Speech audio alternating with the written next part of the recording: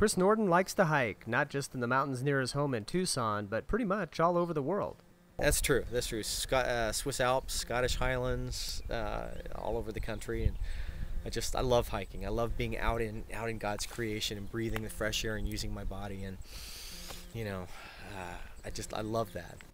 That's why when Chris and his friends started out on a hike climbing these dry waterfalls on May 22nd, 2008, they had no idea it would end up in a catastrophic 60-foot fall off of this cliff in the Catalina Mountains.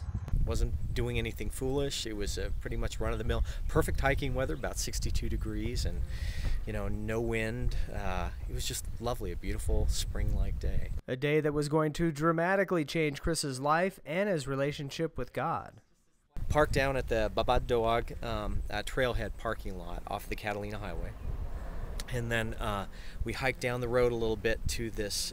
We didn't hike along the trail. We actually paralleled the trail down in a valley. We hiked up a series of dry waterfalls. So we got to do a lot of scrambling, and it was so much fun.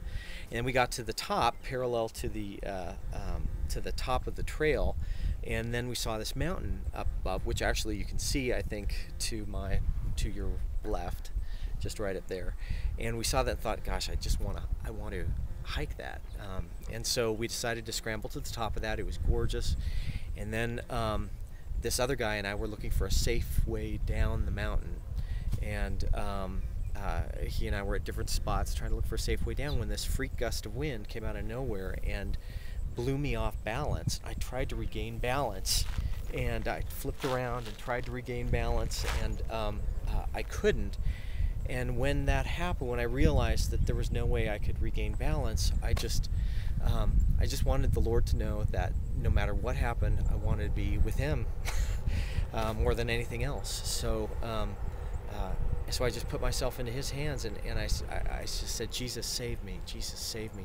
And immediately I felt a large hand just scoop me up and just hold me. And I felt just overcome with this incredible sense of peace, and just felt so relaxed and so comfortable. And then I fell, what I later found out was about 60 feet, slammed onto the rocks below, and even as I heard and felt my bones breaking, I felt completely peaceful because I was being held by the Lord.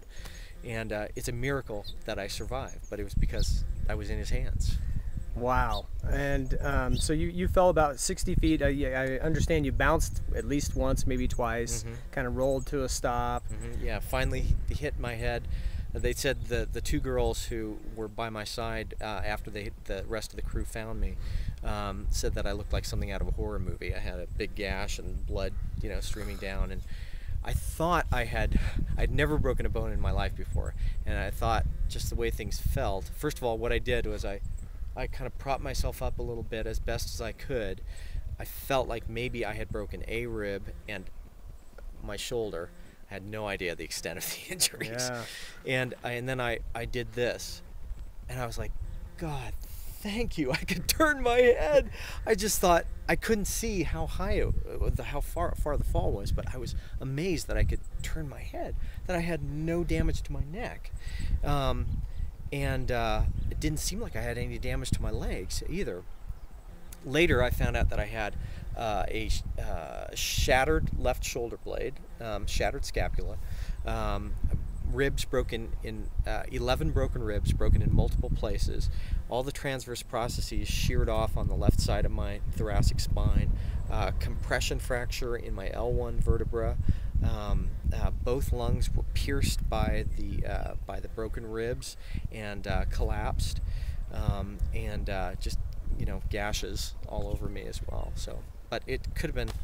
Miraculously, I wasn't maimed. Obviously, here I am. A year later, ready to hike it again. Yeah. Which really is amazing when you consider just how close to death Chris really came. The edge of the camera, it was in my backpack, and the way it hit, it sheared off the edge of the camera, sheared off the transverse processes on the left side of my thoracic spine. If that camera had been just over 1/4 of an inch, it would have impacted against the center of my spinal column, and I would be paralyzed from the waist down. but the Lord knew.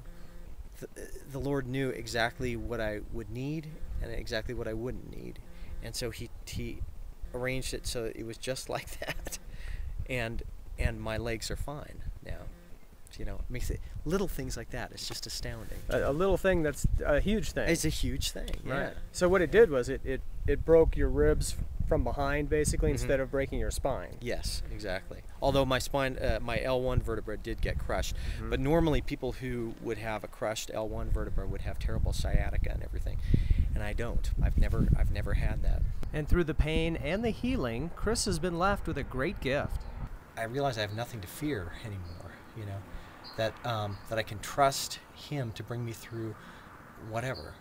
And so this whole experience of the accident and everything has brought me an incredible sense of patience and trust and perseverance, so that I know that I can get through anything with Him through His strength, because He's always with me.